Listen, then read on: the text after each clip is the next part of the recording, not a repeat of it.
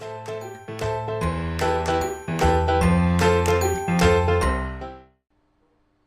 watching Rock the Block Live with me, Eugene Tay. If you're just joining us, well, welcome to the show. A quick shout out to our sponsors for this episode. We have B21 and Swipe. Well, thank you very much for supporting this show. Give a shout out to them as well. If you want to find out the URL, we'll put it in the link below. But for now, SwipeCrypto is one of the projects that is very dear to my heart. It was a project that I started sometime last year. I grew with the team. I watched how they pivoted.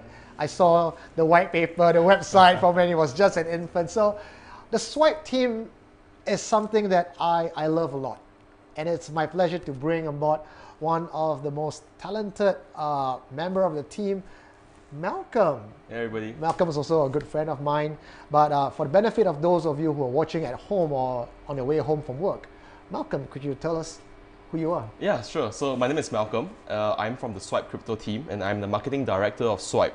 So my job is it's actually like a translator of technology.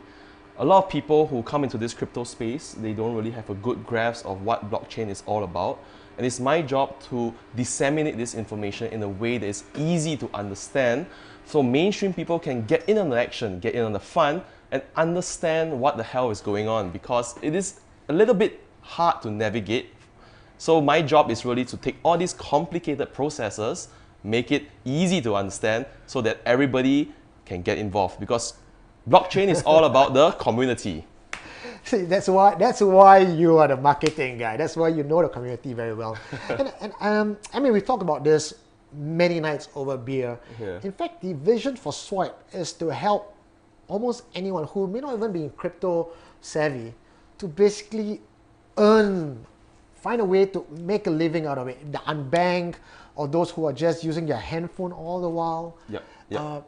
In fact, before we get to what Swipe really does, I want to find out more about your background. Because you got headhunted by the Swipe team for what you have done in the crypto sphere, which was pretty impressive. A young 20-something-year-old guy, I'm not going to say 20 how much, but 20-something-year-old guy was able to quit his job and live comfortably on just cryptocurrency. Now, most of us dream of doing that. How did you do it? All right, so I actually graduated less than 2 years ago from SIM. I was doing a course under Professional Communications under RMIT. So after I finished school, I went to work as any young Singaporean who has been sold the Singaporean dream does. You know, you study hard, you get a job, and then that's kind of it for you. But after doing some calculations, I realized that doing my day job will not really get me anywhere. And it will take me 20, 30 years for me to live comfortably, and I felt that that doesn't seem right. So I took the leap of faith last year around in March. I invested the money that I've saved up into cryptocurrencies, and at the time Ethereum was about at 200 Sing dollars. And I was like, wow, this is exciting, let's go and buy all in one shot. And when I did that, and actually 3 days later it went to $120. So I basically lost about 50 to 70% of my portfolio. And that was the time I was thinking, oh no, this is bad. Thankfully, that was actually just very early days, and I was very fortunate that the market recovered. And I played my cards right because I managed to sell it a little at about January when Ethereum was about 1,600 Sing dollars. So I made quite a little bit of profit, although I didn't sell all because no one sells all. Smart money never leaves crypto. Hodl. But I did sell some, so that I have some cash to do my normal life. But you sit here all smiling and go like, I bought it at 200 and it dropped to 120. In hindsight, it was a good idea, but at that time when I did it was quite stressful. My suggestion to anybody who would like to start into crypto to not do what I did. Always to make sure you segregate your investment amount into small bite-sized chunks. Invest as it goes up or as it goes down, average up or average down. Make sure that you do not use money that you need for rent or anything that is essential, and make sure that you do not get too greedy and sell when you are at a certain margin of profit. See, that's kind of hypocritical because we sit here and you actually use your education money, your school money to get into crypto. I use my house money to get into crypto. So we try to give you the best advice. and we try to, as best as we can, to follow that. But that's not the point I want to bring up next. Is the other thing is we're looking at is most people actually only understand how to make money on crypto by buying and selling on, buying on the dips, selling on the high. Yep. That's not the only way of making money, right? Yes, that's true. So in Swipe, what we aim to achieve is we want to actually help users who are just app users to actually monetize their data. This is the whole concept of what Swipe is doing. Swipe is trying to build a better data marketplace. What's wrong with the current marketplace, you may ask?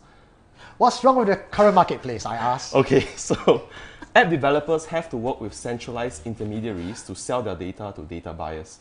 So this centralized intermediary is actually the one holding all the power and all the money. What happens is that app developers, data that they collect, it's too silo, it's too individual into one app, and app developers are not interested in that kind of data. They want data collected from multiple sources so that they can create a complete picture, so that data buyers who are like market research companies are able to target a certain market segment and says, hey, now that we know 80% of people love dogs, let's do dog advertisements. Okay. You know, so that's the kind of things that they're looking for. But the problem is twofold. One is that app developers, although they are the one creating the content and doing all the hard work, they are the ones earning the least money. It's the centralized intermediaries that earn the most. And the worst thing is that users who actually contribute the data get nothing in return. And they have no idea how their data is being used.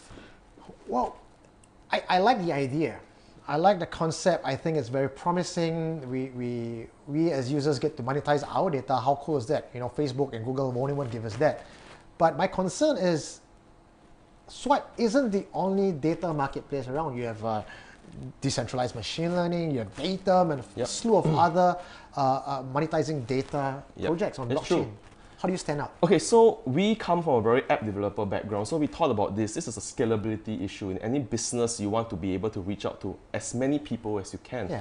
So the thing that what does Swipe employ that makes our project special is that we employ this strategy called a software development kit. This is actually something that app developers can plug into their existing app that gains the Swipe network capabilities.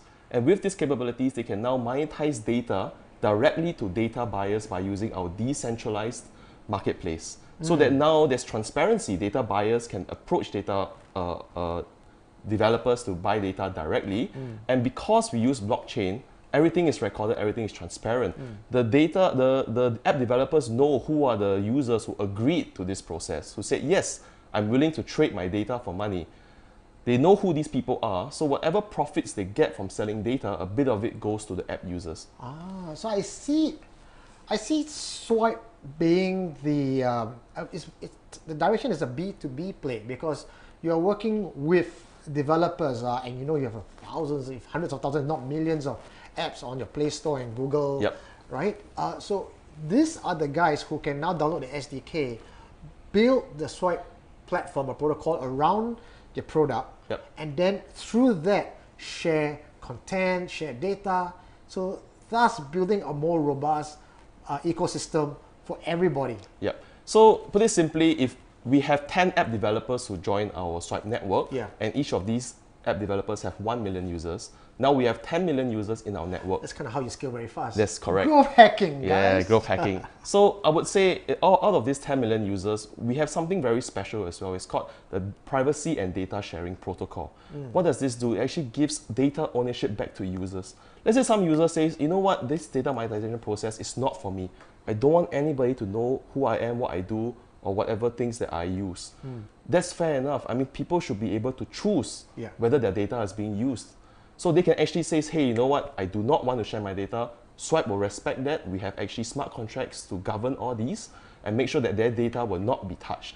However, for users who are say, hey, you know what, I don't mind trading my data for a bit of money. I think it's a cool idea. It's a great way for me to get started with crypto. I can earn some crypto through this process, and it kind of brings financial inclusion for those people who want to get crypto but they can't. So once they agree to sell their data, now they get money back in return. So this is pretty special, because then people who are not able to get crypto because of issues like no passport, especially for Southeast Asia, a lot of people don't have passport, a lot of credentials. They cannot do KYC checks with these exchanges. So how do they earn crypto?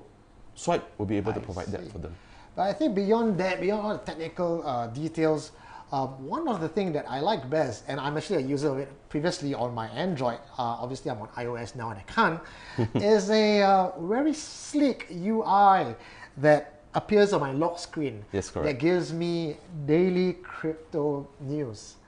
Can you tell us about that? Okay, so we created an application called BlockPost. Okay, it's currently on the Android store. We'll be releasing it on iOS about a month later. So BlockPost is actually a way to show the capabilities of this Swipe SDK. In this Swipe SDK, not only do we allow users, allow app developers to collect data and join our data marketplace, they also have marketing tools that help to increase their user retention and user engagement. So all these marketing tools sounds fine and dandy, but how do they look? How do they feel?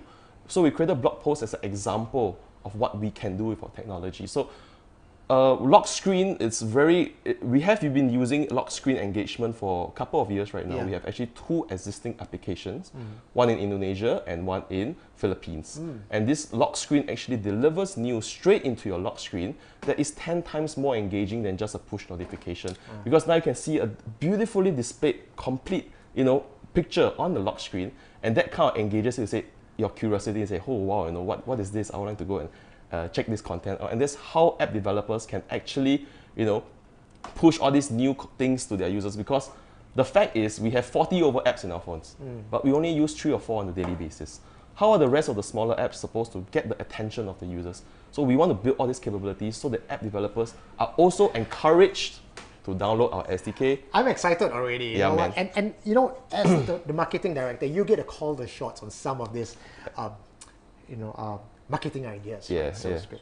What if I were to ask you right now if Rock the Block could be a partner of BlockPost, and we can give all our users out there a special code that they can download the app and maybe get bonus tokens? Oh, okay. So I would say that's very feasible because you guys are doing a live stream and you guys have social media content that you want to publicize. Yeah. In BlockPost, whenever the live stream is ongoing, all the users of BlockPost will be able to say, hey, Rock the Block is now live. So people can just straight away go inside and say, oh wow, let's check it out and look at it, and we can actually reward users for I definitely want to look forward to doing that with you. Anyway, ladies and gentlemen, that's all the time we have for you today. This is Malcolm Chang from Swipe. Well, we'll be seeing him a lot more often around town with all the upcoming events. But for now, let's get to the final segment of today's show, where I rant about why Bitcoin just can't seem to get it up. All right, thank you for having me, guys. See you later.